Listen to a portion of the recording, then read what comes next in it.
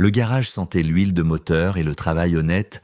Damon Payne essuya ses mains sur un chiffon rouge, examinant le moteur d'une Mustang de 1968 avec la même concentration qu'il avait autrefois utilisée pour nettoyer des bâtiments à Fallujah.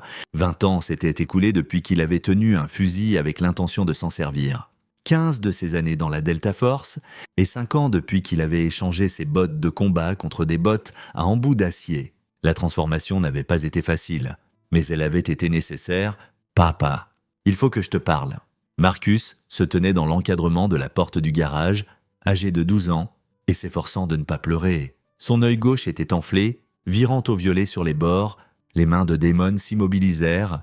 Il posa la clé avec un soin délibéré et s'approcha, s'agenouillant au niveau de son fils. Que t'est-il arrivé au visage? Marcus toucha la contusion et grimaça. « Ce n'est rien, Marcus. » La voix de Damon était douce mais ferme. Que s'est-il passé? Le calme du garçon se brisa. C'est l'entraîneur Gibbs.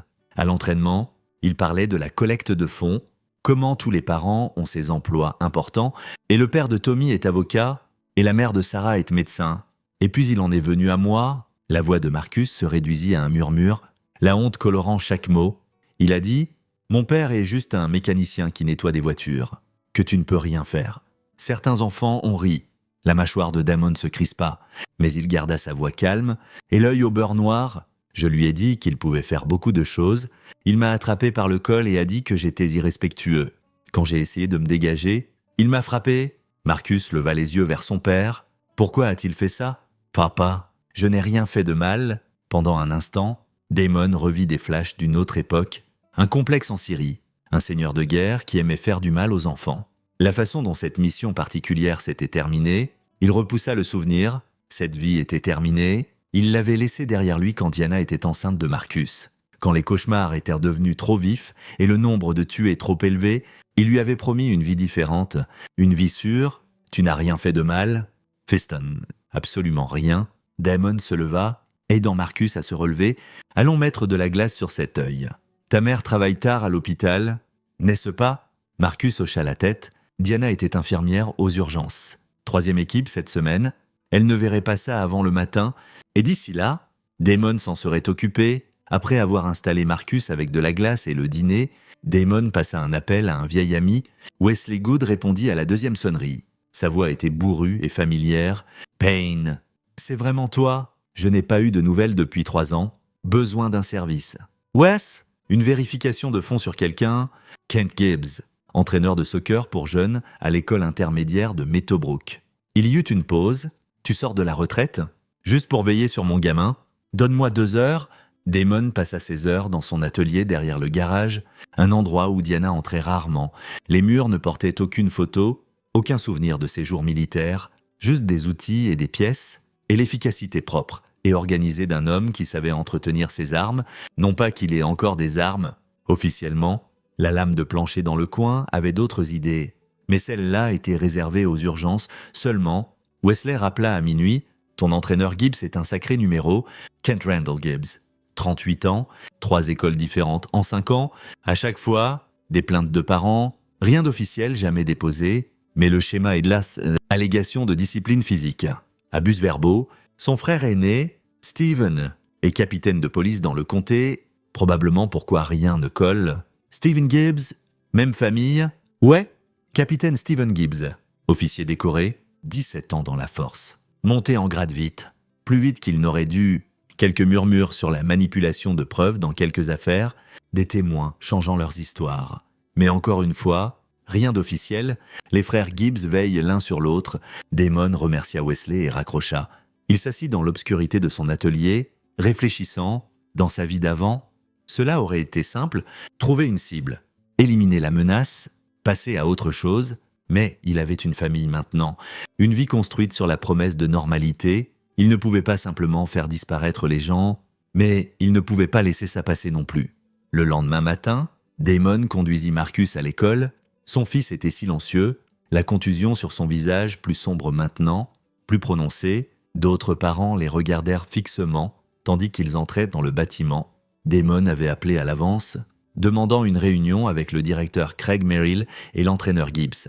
La secrétaire, une femme plus âgée nommée Lou McInnes, semblait mal à l'aise quand ils arrivèrent. « Monsieur Payne, le directeur Merrill a quelques minutes de retard. Si vous voulez attendre dans le hall, nous attendrons dans son bureau.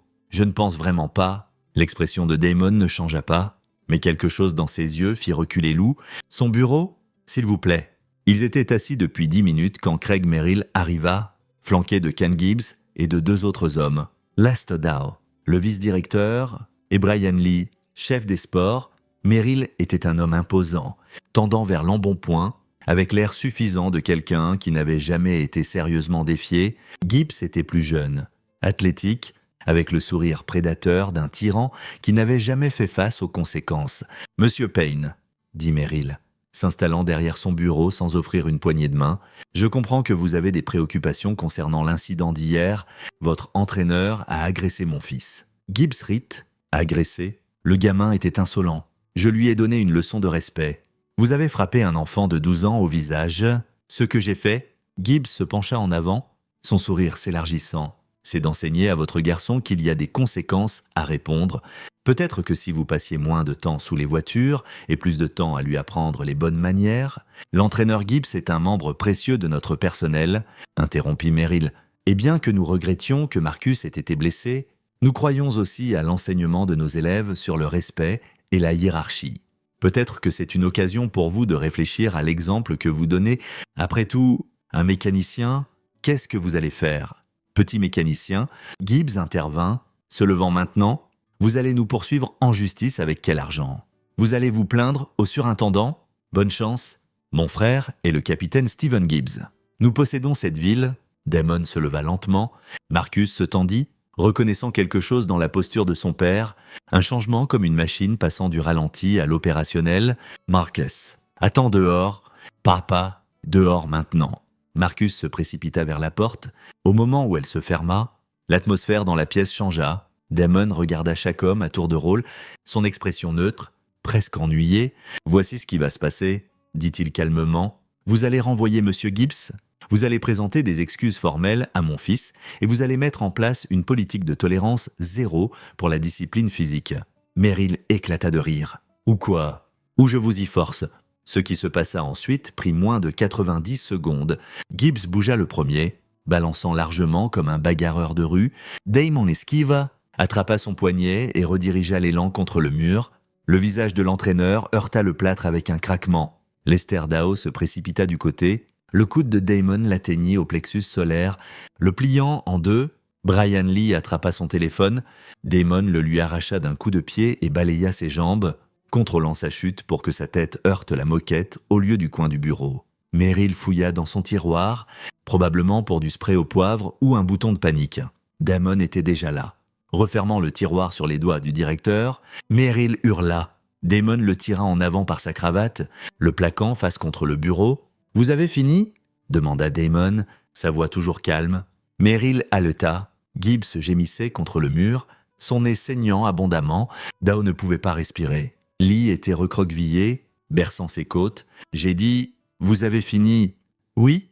haleta Merrill. « Oui, nous avons fini. Bien. » Damon le relâcha et recula. « Mon fils change d'école. Je ne veux plus voir aucun d'entre vous. Et Monsieur Gibbs ?» Il baissa les yeux sur l'entraîneur qui essayait de ramper vers la porte. « Si vous touchez un autre enfant, j'en entendrai parler et la prochaine fois, je ne serai pas aussi doux. » Damon sortit. Dans le hall, Lou McInnes était au téléphone.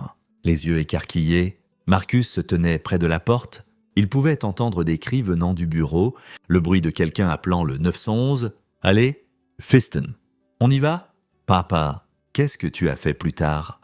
Ils étaient dans le camion, sortant du parking quand la première ambulance arriva. L'appel vint à 2h du matin. Damon était l'éveillé. Il l'était depuis que Diana était rentrée et avait vu le visage de Marcus. Elle avait exigé des réponses. Il lui en avait donné la plupart. En tout cas, la partie sur la confrontation au bureau, il l'avait adoucie. Elle n'avait pas besoin de savoir exactement à quel point cela avait été violent. Maintenant, son téléphone vibrait. Numéro inconnu. Damon sortit pour répondre. « Monsieur Payne, ici le capitaine Stephen Gibbs. Je pense que nous devons avoir une conversation sur votre frère qui a agressé mon fils ou sur votre frère qui a eu ce qu'il méritait. » Une pause. Quand Stephen reprit la parole, sa voix était froide. « Sur vous qui avez mis 4 personnes à l'hôpital, c'est une agression grave ? Monsieur Payne, Multiples chefs d'accusation. Votre frère a agressé un enfant, c'est votre parole contre la sienne. Mais j'ai 4 témoins disant que vous avez pété les plombs dans un bureau d'école. J'ai une vidéo de surveillance vous montrant entrer dans ce bureau. J'ai des rapports médicaux montrant des blessures graves. Vous risquez 10 ans minimum. Damon ne dit rien.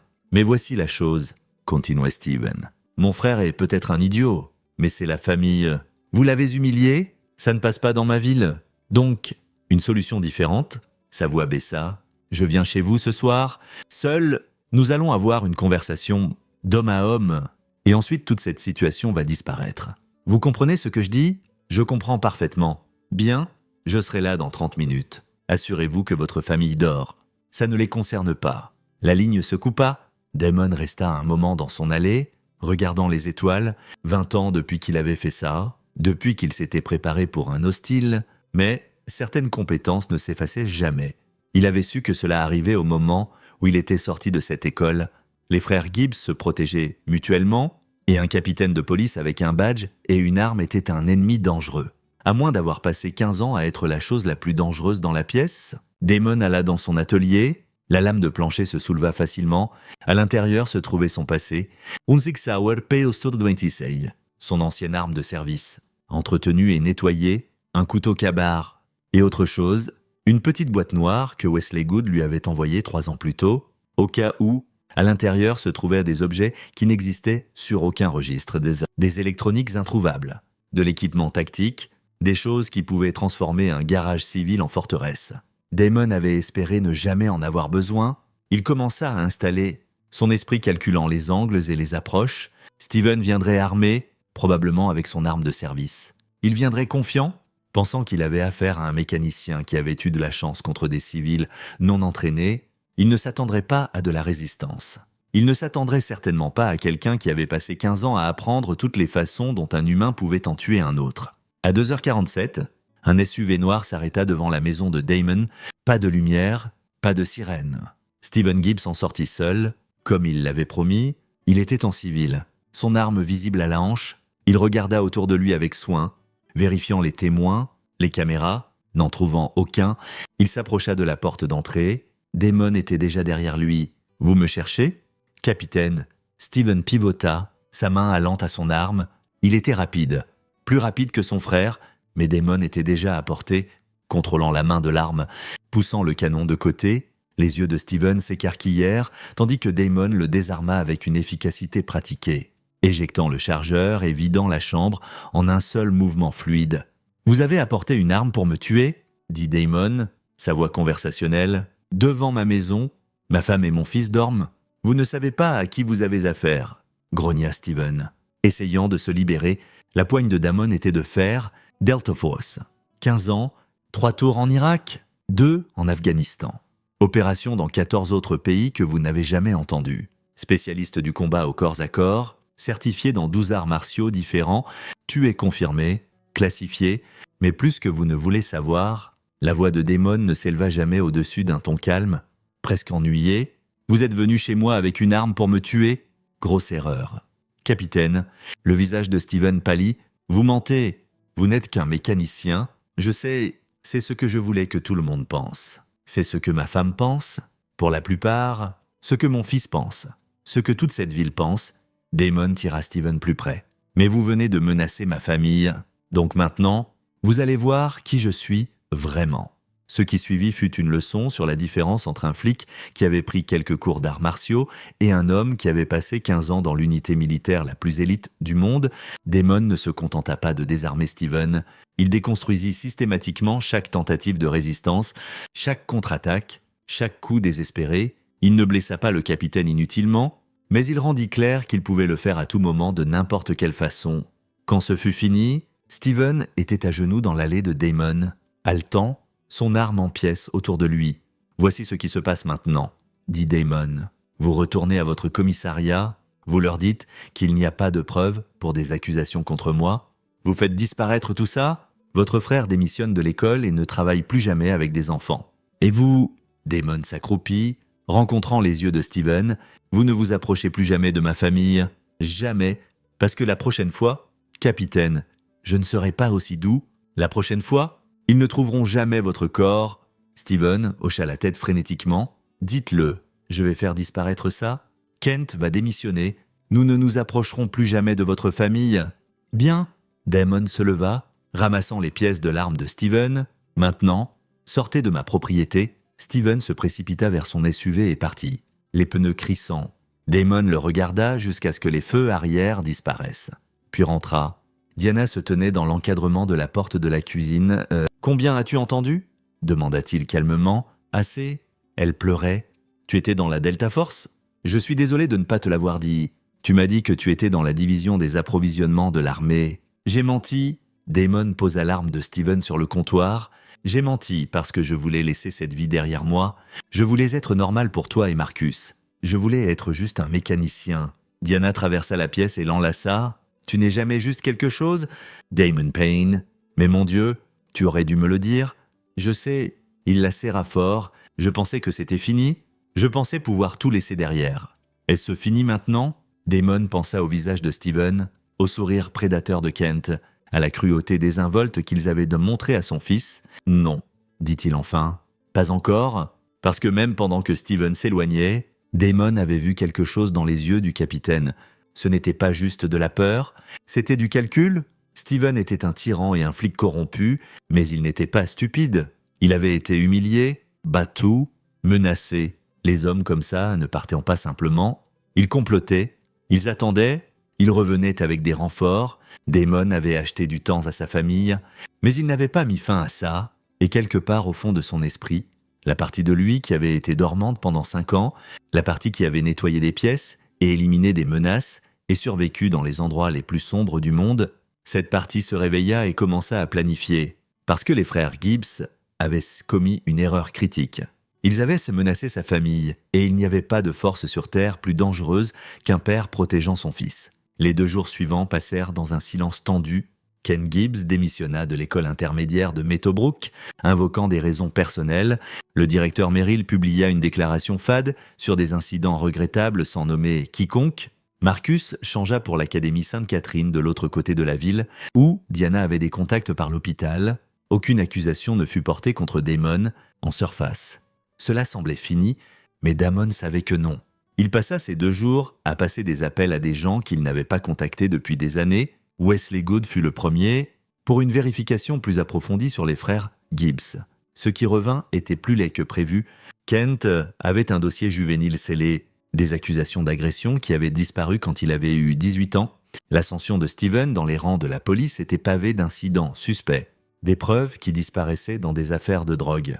Des témoins qui rétractèrent leurs témoignages, des enquêtes internes qui n'allaient nulle part. « Ces types sont sales », dit Wesley au téléphone, « et ils sont connectés. Steven a des amis au bureau du procureur. Au bureau du maire, Kent gère une ligue de sport pour jeunes qui est S.J. Benchang, une opération de blanchiment d'argent. Des collectes de fonds fictives, des dépenses fantômes.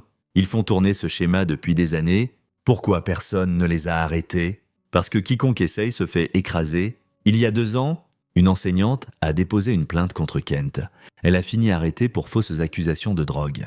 L'unité de Steven a fait l'arrestation. Les accusations ont été abandonnées finalement, mais sa carrière a été détruite. Il y a 6 mois, un parent a menacé de poursuivre. Son entreprise a été perquisitionnée par le département de la santé, fermée pour des violations apparues du jour au lendemain. Les frères Gibbs ne se protègent pas seulement mutuellement, ils détruisent quiconque les menace. Damon absorba ça. « Envoie-moi tout ce que tu as. Tu prévois quelque chose ? Juste regarder tous les angles ?» Mais Wesley le connaissait trop bien. Damon. Ce ne sont pas des insurgés dans une grotte. Ce sont des citoyens américains, corrompus ou non. Tu ne peux pas juste « je ne vais tuer personne ». Wes. Mais ils s'en sont pris à ma famille. Ils ont fait du mal à mon fils. Je vais m'assurer qu'ils ne puissent de plus faire de mal à quiconque. Après avoir raccroché, Damon s'assit dans son atelier. Examinant les fichiers que Wesley avait envoyés, les frères Gibbs avaient construit un petit empire de corruption, utilisant le badge de Steven et les programmes pour jeunes de Ken comme couverture. Ils extorquaient, tyrannisaient et profitèrent de la peur, et ils le faisaient depuis si longtemps qu'ils pensaient être intouchables. C'était leur première erreur. Leur deuxième erreur était de penser que Damon n'était qu'un mécanicien. Leur troisième et fatale erreur fut ce qui vint ensuite. Au 3e jour, Damon reçut un appel de Diana. Elle pleurait. Ces mots se bousculant dans la panique. Damon. C'est Marcus? Ils l'ont pris. Quelqu'un a pris Marcus. Le monde s'arrêta. Que s'est-il passé? Ralentis. Dis-moi exactement ce qui s'est passé. J'ai reçu un appel de Sainte-Catherine. Il n'est jamais arrivé ce matin. J'ai pensé qu'il avait peut-être overslept, mais il n'était pas à la maison. Son sac à dos a disparu. Son téléphone est éteint. Et il y a une note. Mon Dieu, Damon. Il y a une note sur son lit. Que dit-elle? La voix de Diana se brisa.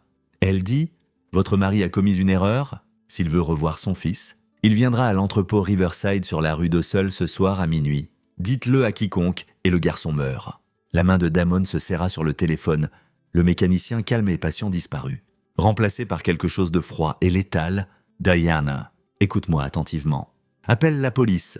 Pas le commissariat de Steven. La police d'État. Dis-leur tout. Puis va chez ta sœur et reste là jusqu'à ce que je t'appelle. Qu'est-ce que tu vas faire? Je vais récupérer notre fils. Damon. Ils ont dit de venir seuls. Je sais ce qu'ils ont dit. Fais-moi confiance. Diana. Je vais arranger ça. Il raccrocha et appela immédiatement Wesley. J'ai besoin de vérifier une adresse. Une disposition aérienne d'un bâtiment et toute vidéo de surveillance de la zone autour de ma maison ce matin. Que se passe-t-il? Ils ont pris Marcus. Il y eut une inspiration brusque. Jésus, Damon. Tu veux que j'appelle ça? Diana s'en occupe? Mais nous savons tous les deux que Steven a des amis dans la police d'État aussi. Le temps qu'ils se mobilisent, organisent une réponse aux otages, ce sera trop tard. Il prévoit de nous tuer tous les deux de toute façon, faire passer ça pour que je sois devenu fou. Tuer mon propre gamin, puis moi-même. Steven a l'autorité pour vendre cette histoire. Alors, quel est le plan? J'y vais, mais pas seul. J'ai besoin d'yeux et d'infos. Je t'enverrai tout dans 1 heure. Damon. Wesley marqua une pause. Ne fais rien dont tu ne puisses revenir. J'ai arrêté de m'inquiéter de ça au moment où ils ont touché mon fils. Les heures suivantes furent un flou de préparation. Damon sortit tout de son arsenal caché, pas seulement des armes, mais de l'équipement tactique, du matériel de communication, même des explosifs qu'il avait gardés au cas où. Il étudia la disposition de l'entrepôt que Wesley avait envoyé, une structure de 3 étages, à la limite industrielle de la ville, principalement abandonnée, possédée par une société écran qui remontait à un associé de Steven. Ils avaient bien choisi isolé, facile à contrôler, multiples points de sortie, mais ils avaient aussi choisi de façon prévisible les hommes comme les frères Gibbs, habitués au pouvoir et à l'intimidation, utilisaient toujours le même playbook. Ils auraient Marcus quelque part de visible. Probablement attaché, Steven serait armé, probablement avec du renfort. Kent à coup sûr, peut-être quelques flics sales ou des muscles loués. Ils attendraient ce que Damon entre, puis les exécuteraient tous les deux. Piège à otages standard? Damon en avait brisé des dizaines en Irak et en Afghanistan. À 23h30, Damon appela Wesley une dernière fois. « Tu es en position sur le toit, en face. J'ai l'imagerie thermique et les coms. Je compte 6 signatures thermiques dans le bâtiment, 2 au rez-de-chaussée, près du centre. Probablement ton fils et un garde, 3 au 2e étage. On dirait qu'ils sont installés dans un bureau. Un en mouvement entre les étages. Ce sera Ken qui vérifie sur Marcus. Les 3 en haut sont Steven et son renfort. Tu veux que j'appelle la cavalerie? Pas encore. Si le SWAT arrive, Steven tuera Marcus avant qu'il ne perce. J'ai besoin de faire ça en silence comme au vieux temps. Exactement comme au vieux temps. Damon conduisit jusqu'à une entrée de service à 3 blocs de l'entrepôt et fit le reste du chemin à pied. Il était vêtu d'équipements tactiques noirs, le visage noirci avec de la graisse, se déplaçant dans les ombres avec le silence pratiqué de quelqu'un qui avait infiltré plus de territoires hostiles que la plupart des soldats n'en verraient dans une vie. L'entrepôt se dressait devant 3 étages de briques et de fenêtres cassées, une lumière au 2e étage, une faible illumination au rez-de-chaussée. Parle-moi, Wes. Le rôdeur vient d'aller en haut. Tu as une fenêtre de 60 secondes avant qu'il ne redescende. Le garde du rez-de-chaussée est à 10 heures de ton fils. Armé d'un pistolet, ton gamin est attaché à une chaise. Au centre de la pièce, il a l'air effrayé mais indemne. Damon se glissa par une porte latérale, ses mouvements fluides et professionnels. Le rez-de-chaussée était un labyrinthe de vieilles machines et de caisses d'expédition. Des ombres partout. Parfaite pour quelqu'un qui savait les utiliser, le garde. Un homme au cou épais que Damon ne reconnaissait pas, était assis sur une caisse, faisant défiler son téléphone, l'arme sur les genoux, négligent. Damon s'approcha par derrière en silence absolu, une main sur la bouche, l'autre appliquant une pression sur l'artère carotide. Le garde se débattit 3 secondes, puis s'affaissa, Damon le posa doucement, attacha ses mains et pieds avec des colliers de serrage et le bâillonna. Marcus était à 6 mètres et le cœur de Damon se serra en voyant son fils ligoté et terrifié. Mais il ne pouvait pas risquer une extraction encore, pas avec 5 hostiles de plus dans le bâtiment. S'il prenait Marcus maintenant et qu'ils étaient repérés, cela tournerait en fusillade en fuite. Il devait éliminer la menace d'abord. Il activa sa com. Wes, quelle est la position du rôdeur? Il vient d'atteindre le rez-de-chaussée. Il se dirige vers toi. Damon se déplaça pour intercepter. Ken Gibbs apparut au coin, souriant, imaginant probablement la violence à venir. Il ne vit jamais Damon jusqu'à ce qu'il soit trop tard. Cette fois, Damon ne fut pas doux. Kent reçut un poing au plexus solaire qui le plia comme du papier, puis un genou au visage qui l'assomma. Damon le traîna derrière une caisse et l'attacha à côté du garde. 2 en moins, murmura-t-il dans la com. Qu'y a-t-il en haut? 3 encore dans le bureau. Ils n'ont pas bougé. On dirait qu'ils attendent. Je monte? Les escaliers étaient en vieux métal, du genre qui grinçait. Damon les prit un à un, poids distribués, se déplaçant avec une patience née de dizaines de missions. Le couloir du 2e étage était sombre, sauf pour la lumière filtrant sous une porte de bureau à l'extrémité. Il pouvait entendre des voix. Il aurait dû être là maintenant, dit quelqu'un. Pas Steven. Il viendra. C'est un père. Ils viennent toujours. C'était la voix de Steven, confiante et froide. Et s'il amène des flics, alors on fait ça à la dure, mais je ne pense pas qu'il le fera. Un type comme Payne se pense un héros, pense qu'il peut sauver son gamin lui-même. Son ego ne le laissera pas appeler à l'aide. Et après, comment expliquer de corps? Steven rit. Facile et... Payne était un vétéran dangereux, souffrant de SSPT. Il a craqué, a kidnappé son propre gamin, l'a amené ici pour une raison délirante.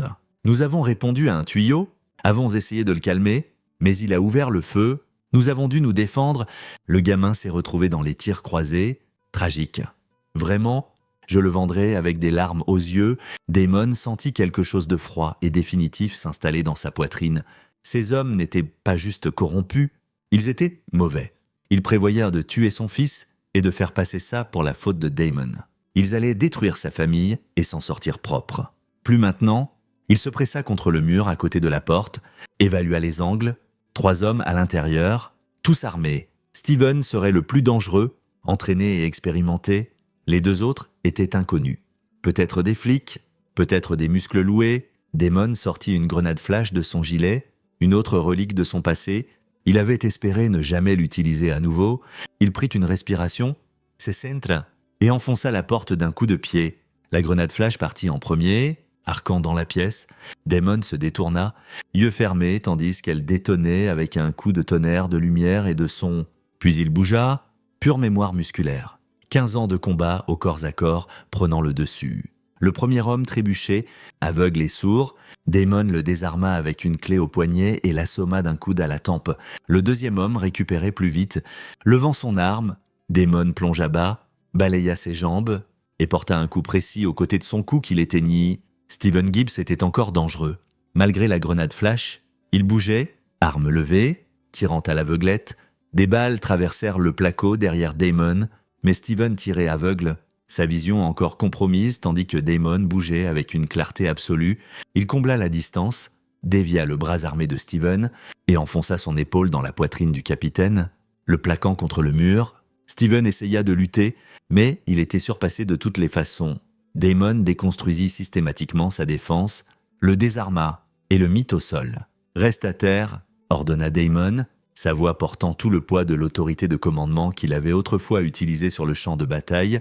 Steven, étourdi et saignant d'une coupure au-dessus de l'œil, leva les yeux vers lui avec une peur genuine. « Tu ne peux pas faire ça. Je suis un capitaine de police. Tu es un kidnappeur. Tu as menacé de tuer mon fils. Tu n'as pas de preuves. C'est ma parole contre la tienne. » Damon sourit sombrement et tapa son gilet. Caméra corporelle. Enregistre depuis que je suis entré dans le bâtiment. J'ai tout. Ta confession sur le fait de me piéger. Ton plan pour tuer Marcus et le faire passer pour des dommages collatéraux. Tout. Le visage de Steven blanchit. Tu bluffes? Vraiment? Damon sortit son téléphone et repassa les 5 dernières minutes d'audio, clair comme de l'eau de roche. La voix de Steven reconnaissable. Le capitaine s'affaissa. Vaincu. Qu'est-ce que tu vas faire? Je vais chercher mon fils et je vais appeler la vraie police. Le FBI. En fait, accusation fédérale de kidnapping, conspiration pour meurtre, corruption. Tout ça, tu es fini? Steven, toi et ton frère tous les deux, ça ne tiendra jamais. J'ai des amis. Tu avais des amis quand tu étais un puissant capitaine de police. Maintenant, tu n'es qu'un criminel qui a kidnappé un enfant. Ses amis vont disparaître très vite. Damon attacha Steven et les deux autres hommes avec des colliers de serrage, puis activa sa com. Wes, appelle le FBI, dis-leur que j'ai 3 suspects en garde. Un enfant sauvé et fait venir la police d'État ici, ce nom connecté à Steven, déjà fait. Ils sont à 5 minutes. Damon redescendit. Marcus était encore attaché à la chaise, les yeux écarquillés de terreur qui se transforma en soulagement quand il vit son père. « Papa ?» Damon coupa les cordes et serra son fils dans une étreinte féroce. « Je t'ai... Tu es en sécurité ? Je t'ai... » Marcus s'accrocha à lui, tremblant. « Je pensais qu'ils disaient qu'ils allaient... Je sais... Mais ils ne peuvent plus te faire de mal maintenant. Ils ne peuvent plus faire de mal à quiconque ?» Des sirènes résonnèrent au loin. Grandissant, Damon serra son fils et attendit l'arrivée de la cavalerie. Sentant le poids de sa vie d'avant retomber sur ses épaules, il voulait laisser ça derrière. Vouloir être juste un mécanicien, juste un papa, mais parfois, le passé ne restait pas enterré. Parfois, il fallait redevenir le guerrier, une fois de plus, pour protéger les gens qu'on aimait, tandis que les agents fédéraux envahissaient l'entrepôt, tandis que Steven et Ken Gibbs étaient emmenés menottés, Damon Payne se tenait avec son fils et sentait quelque chose qui avait été absent pendant 5 ans. Pas la paix ? Pas encore. Mais la justice. L'interrogatoire du FBI dura 3 jours. Damon coopéra pleinement, remettant tous ses enregistrements, les guidant à travers les preuves que Wesley avait compilées, expliquant chaque action qu'il avait prise. Les images de la caméra corporelle étaient accablantes, la confession de Steven. Le meurtre planifié, tout capturé en haute définition. L'affaire contre les frères Gibbs s'élargit rapidement. Une fois que le FBI commença à creuser, ils trouvèrent un réseau de corruption remontant à des années. Les programmes pour jeunes de Kent étaient des façades pour le blanchiment d'argent. Steven avait manipulé des preuves dans des dizaines d'affaires, prenant des pots de vin de dealers de drogue et de délinquants violents. D'autres victimes se manifestèrent, des enseignants intimidés, des parents menacés, des enfants abusés. C'était pire que quiconque l'avait imaginé. Ken Gibbs fut accusé de kidnapping, agression sur mineurs, fraude et conspiration. La caution fut refusée. Son avocat essaya de le peindre comme une victime des manigances de son frère, mais les preuves étaient écrasantes. Plusieurs enfants témoignèrent de ses abus, de sa violence, de son comportement prédateur. Le jury délibéra 4 heures avant de rendre des verdicts de culpabilité sur tous les chefs. Steven Gibbs fit face à des accusations encore plus sévères, kidnapping, tentative de meurtre, conspiration, corruption, manipulation de preuves et violation des droits civils. Le procureur fédéral l'appela un cancer dans les forces de l'ordre pendant les plaidoiries finales. Le jury prit 6 heures, mais le verdict fut le même. Coupable sur tous les chefs, à la sentence, la juge fut sans pitié. « Vous aviez juré de protéger et servir, » lui dit-elle. « Au lieu de ça, vous avez prayé sur les vulnérables et corrompu le badge que vous portiez.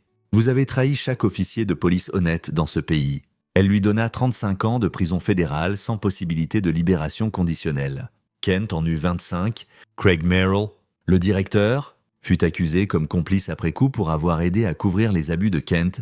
Il plaida coupable et écopa de 5 ans, perdant sa licence d'éducation de façon permanente. Lester Dow et Brian Lee, le vice-directeur et le directeur des sports, furent licenciés et interdits de travailler dans l'éducation. Le conseil scolaire présenta des excuses formelles à Marcus et mit en œuvre des réformes radicales. À travers tout ça, Damon essaya de retourner à une vie normale. Marcus reprit l'école, récupérant lentement du traumatisme.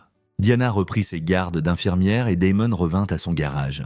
Travaillant sur des moteurs, essayant d'être juste un mécanicien à nouveau, mais l'histoire s'était répandue. Les médias l'adoraient. Ancien opérateur de la Delta Force abat un capitaine de police corrompu pour sauver son fils. Damon refusa toutes les demandes d'interview. Mais la couverture était implacable. Son téléphone sonnait constamment avec des offres d'emploi, des firmes de conseil en sécurité voulant l'embaucher, des groupes de vétérans lui demandant de parler. Il les refusa toutes. 3 mois après la fin du procès, Damon était dans son garage, travaillant sur une transmission quand une berline noire s'arrêta. 2 hommes en costume en sortirent. Damon reconnut le type immédiatement. Des agents fédéraux, mais pas du FBI. La façon dont ils se tenaient, dont ils évaluaient leur environnement, c'était à des opératifs du renseignement. Le plus âgé tendit la main. « Monsieur Payne, je suis Edmund Moses, division des activités spéciales. Voici mon collègue Timothy Meyers. Ça vous dérange si on parle ?» Damon essuya ses mains et les mena à son atelier. Une fois à l'intérieur, Edmund alla droit au but. « Nous avons suivi votre affaire avec intérêt. Ce que vous avez fait dans cet entrepôt, l'approche tactique, l'exécution, la retenue, c'est le travail de quelqu'un qui n'a pas perdu son tranchant. Je suis à la retraite, nous le savons et nous respectons ça. Mais nous savons aussi qu'il y a des situations où quelqu'un avec vos compétences particulières pourrait faire une vraie différence. Pas des opérations militaires, nous avons plein de gens pour ça, mais des situations spécifiques où nous avons besoin de quelqu'un qui peut opérer discrètement, quelqu'un qui ne peut pas être lié à des canaux officiels. » Damon secoua la tête. « J'en ai fini avec cette vie. Et votre famille ? Nous comprenons. Mais considérez ceci, les frères Gibbs n'étaient pas uniques. Il y a des flics corrompus, des officiels abusifs, des prédateurs se cachant derrière des badges et de l'autorité partout dans ce pays.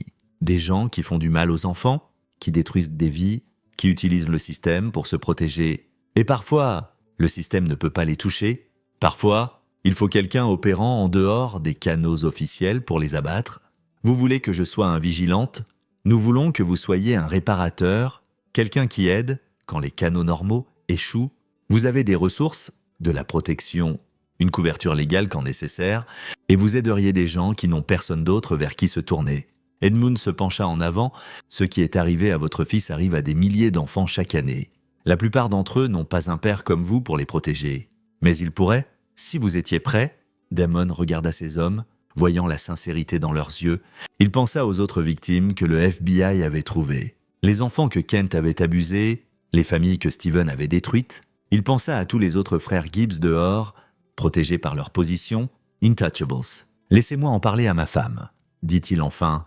Ce soir-là, Damon exposa tout à Diana, l'offre, ce que cela signifierait, les risques et le potentiel. Elle écouta calmement, puis demanda « Est-ce que c'est ce que tu veux ? Je veux être ici avec toi et Marcus. Je veux être un mécanicien et un papa et avoir une vie normale. Mais je suis bon à ça. Diana, je suis vraiment bon ? Et il y a des gens qui ont besoin d'aide, des gens qui ne peuvent pas se protéger eux-mêmes. Si je peux faire une différence ?» Diana prit sa main. « Alors fais une différence. Mais promets-moi quelque chose. N'importe quoi. Promets que tu rentreras toujours à la maison, quoi que tu fasses là dehors. Quel combat t'engage, tu rentres à nous. Toujours. Je promets. » 2 semaines plus tard, Damon prit un job de consultant qu'il inscrivait officiellement comme analyste de sécurité, mais signifiait vraiment quelque chose d'autre entièrement. Il travaillait encore au garage 3 jours par semaine. Cette partie était réelle. Et il l'adorait. Mais les autres jours, il voyageait, prenant des affaires qui tombaient entre les mailles du filet de l'application normale de la loi. Un politicien corrompu dans le Michigan qui couvrait son implication dans un réseau de traite d'enfants, Damon passa 2 mois à rassembler des preuves, des cigares, puis les livra au FBI dans un paquet si étanche que l'homme fut arrêté dans les heures suivantes. Un gang de flics cells au Texas qui protégeait des cartels de drogue. Damon infiltra leur opération, enregistra leurs réunions et démantela leur réseau de l'intérieur. 8 flics allèrent en prison. Un homme d'affaires riche qui abusait de sa position pour prêt sur de jeunes employés, utilisant ses avocats et son argent pour faire taire les victimes. Damon ne pouvait pas l'avoir sur des accusations criminelles. Trop d'accords de confidentialité, trop de protection légale. Alors, il trouva un autre moyen. En 1 mois, chaque membre du conseil reçut des paquets anonymes montrant la vraie nature de l'homme. Il fut licencié, sa réputation détruite. Ses entreprises effondrées, pas une justice légale, mais une justice quand même. Chaque affaire était différente. Chacune requérait une approche différente. Parfois, c'était rassembler des preuves. Parfois, de l'infiltration. Parfois, quand les cibles étaient dangereuses et les enjeux élevés, c'était une action plus directe. Mais toujours, Damon opérait avec précision, avec retenue, avec la conviction absolue qu'il rendait le monde plus sûr pour les gens qui ne pouvaient pas se protéger. Il pensait aux victimes de Ken Gibbs, aux enfants qui avaient grandi, pensant que leurs abuseurs étaient intouchables. Il pensait à la corruption de Steven, à combien de criminels avaient été libérés à cause d'un flic sale. Et il savait que ce travail comptait, qu'il valait le risque. 1 an après le procès, Damon reçut une lettre par la poste. Pas d'adresse de retour, mais il reconnut l'écriture. une des victimes de Kent, une fille qui avait témoigné sur des années d'abus. La lettre était courte. « Monsieur Payne, j'ai entendu que vous aidiez d'autres gens maintenant. Des gens comme moi. Je voulais juste dire merci, non seulement pour avoir arrêté l'entraîneur Gibbs, mais pour m'avoir montré que les méchants ne gagnent pas toujours. Vous m'avez donné de l'espoir. Merci d'avoir été assez courageux pour riposter. Le monde a besoin de plus de gens comme vous. » Damon garda cette lettre dans son atelier à côté d'une photo de Marcus à sa nouvelle école, souriant et heureux et en sécurité. Les jours durs, quand le travail devenait sombre et les ennemis semblaient infinis, il regardait cette lettre et cette photo et se rappelait pourquoi il faisait ça. Pas parce qu'il était un guerrier ou un héros ou n'importe quel label que les gens voulaient lui coller, mais parce qu'il était un père qui avait appris que parfois protéger sa famille signifiait protéger la famille de tout le monde. Parfois, être un bonhomme signifiait être prêt à combattre les mauvais, et parfois, la plus grande chose qu'on pouvait faire avec un passé violent était de l'utiliser pour construire un avenir plus sûr. Damon Payne n'était plus juste un mécanicien, mais il n'était pas non plus juste un soldat, il était quelque chose entre les deux, quelque chose de mieux. Il était un homme qui avait trouvé son but dans l'espace entre la paix et la guerre. Entre la vie normale et l'action extraordinaire, un homme qui pouvait changer une transmission le matin et abattre un officiel corrompu le soir, un homme qui prouvait qu'on n'avait pas à choisir entre être un bon père et une force pour la justice. On pouvait être les deux, et dans un monde plein d'hommes comme les frères Gibbs, cela faisait toute la différence. 5 ans plus tard, Marcus avait 17 ans et se préparait pour l'université. Il était devenu un jeune homme confiant, façonné par le traumatisme qu'il avait enduré, mais non défini par lui. Il savait ce que faisait son père, toute la vérité maintenant, pas juste la partie mécanicien. Diana avait insisté pour qu'il lui dise quand il avait eu 16 ans, et Marcus l'avait pris mieux qu'il ne l'avait espéré. Alors, tu es comme un super-héros, avait dit Marcus, essayant de tout assimiler, plus comme un résolveur de problèmes, avait répondu Damon, quelqu'un qui aide quand les règles normales ne marchent pas. Les gars à l'école pensent que tu es un dur à cuire. Les gars à l'école devraient se concentrer sur leurs devoirs. Mais Marcus avait regardé son père avec un nouveau respect, comprenant maintenant la profondeur de ce que Damon avait fait pour le sauver.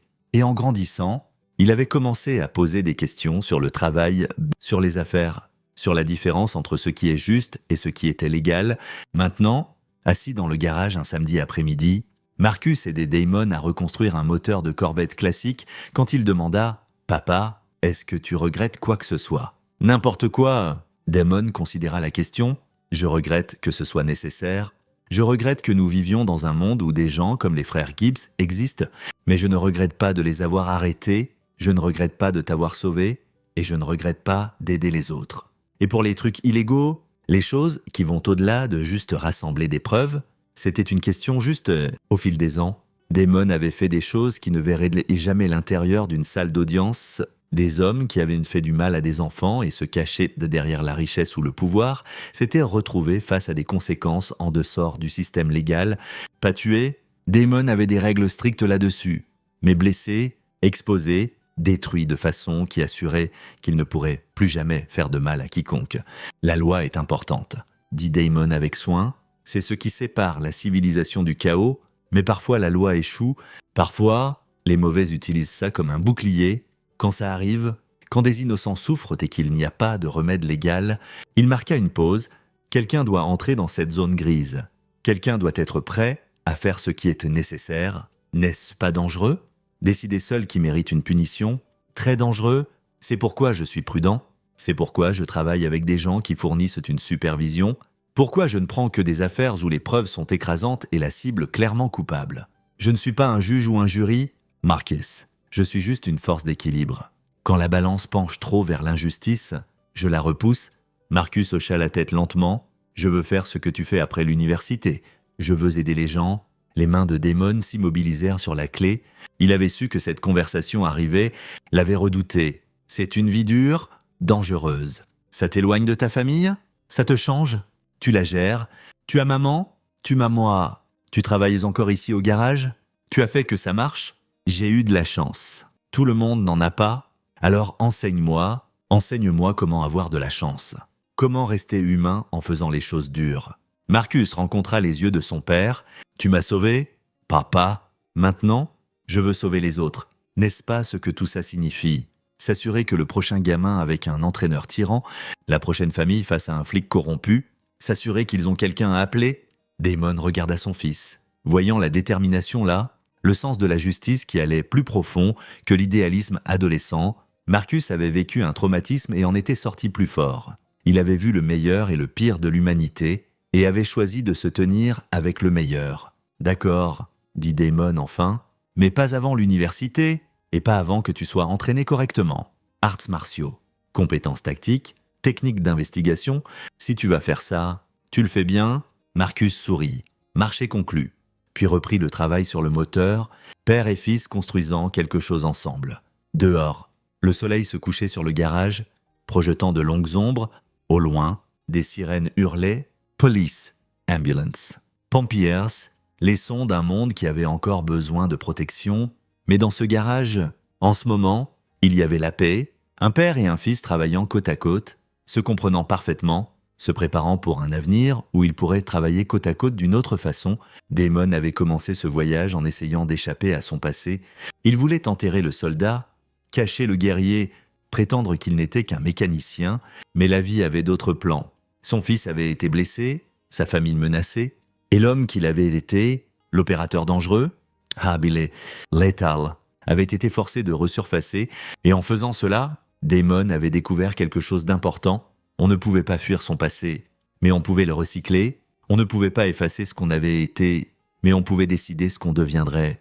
Les compétences qu'il avait autrefois rendues une arme pouvaient aussi le rendre un bouclier. La violence qu'il avait apprise pouvait être canalisée en protection. Il n'était pas juste un mécanicien, il n'était pas juste un soldat. Il était les deux et plus. Il était un père, un aidant, un combattant. Il était la preuve que la rédemption n'était pas d'effacer son histoire. C'était de l'utiliser pour quelque chose de mieux. Les frères Gibbs étaient en prison, leur réseau de corruption détruit, mais il y avait toujours plus de prédateurs, plus de tyrans, plus d'officiels corrompus qui pensaient être intouchables, et maintenant, il y avait quelqu'un qui surveillait, quelqu'un qui attendait, quelqu'un qui comprenait que la justice requérait parfois un homme qui pouvait opérer dans les ombres, un homme qui pouvait changer votre huile le matin et changer votre vie le soir, un homme qui prouvait que la chose la plus dangereuse au monde n'était pas un tueur entraîné. C'était un tueur entraîné qui avait appris à utiliser ses compétences pour quelque chose de bien. Damon Payne serra le dernier boulon sur le moteur de la Corvette et sourit. La voiture tournerait magnifiquement maintenant, douce et puissante. Tout comme sa vie, cela avait pris du travail, des ajustements, des réparations difficiles, mais ça tournait bien, et ça continuerait pour sa famille. Pour son but, tant qu'il y aurait des gens qui avaient besoin de protection et des hommes prêts à la fournir, le mécanicien avec un cœur de guerrier, le père avec les compétences d'un soldat, l'homme qui avait appris que parfois la meilleure revanche n'était pas de se venger, c'était de s'assurer que les méchants ne pourraient plus jamais faire de mal à quiconque, et cela, Damon Payne l'avait maîtrisé parfaitement. C'est ici que notre histoire s'achève. Partagez vos pensées dans la section des commentaires. Merci pour votre temps précieux. Si vous avez aimé cette histoire, assurez-vous de vous abonner à cette chaîne. Cela m'aiderait beaucoup. Cliquez sur la vidéo que vous voyez à l'écran et je vous verrai